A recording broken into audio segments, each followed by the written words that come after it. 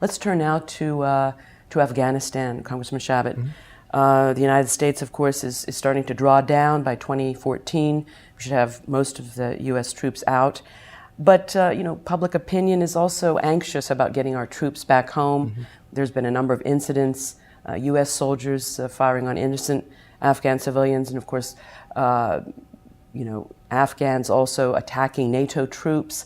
We had the Quran burning incident, which of course led to counterattacks by Afghans. And what's your sense of, do you support the administration's strategy in Afghanistan as it stands now, drawing down gradually to 2014, or would you be in favor of an acceleration of a drawdown?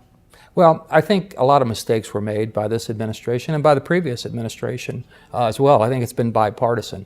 I think we have to face facts of where we're at right now. The American people are not particularly supportive of having troops there, either now or into the long-term future. What our goal was originally was to get rid of the Taliban, get rid of the Al-Qaeda, because they were involved in the strike September 11th here in our country. And then we got into nation building and other things that really wasn't on the plate. At this point, I think we need to have the best result that we possibly can. We don't want to have a country that's going to harbor terrorists. Ideally, you'd like to have an ally in that region. What's doable realistically at this point, we just don't know. But I'd like to see this done in a way that the American people are involved, and I'd like to see the administration be a little more open with what they really intend. And how would they do that? Well, I think they need to be open about things, and I think they knew to do it before the election. The president made some comment with Medvedev the other day about, once I get beyond the election, I'll have more flexibility to do what I really want to do. Well, I think he ought to tell us up front what he wants to do and not wait till after the election when it's too late. Now, when we talk about Afghanistan, we can't ignore Pakistan.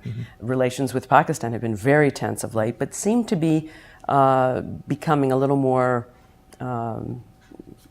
let's say, collegial or somewhat less tense.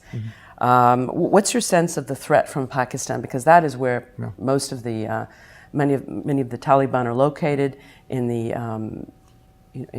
Fatah areas along the border. Are you optimistic about U.S.-Pakistan relations henceforth? It's impossible to be optimistic about U.S.-Pakistani relationship, but it's an important relationship, and it's hot and cold, right? It's been cold, and maybe it's we need to improve it, but when you have Osama bin Laden living so close to a military, one of the top military schools in the country for a substantial period of time, and then they arrest the guy that helps the United States to go after and get Osama bin Laden. They're a country, again, important, but that relationship is a dicey one at best.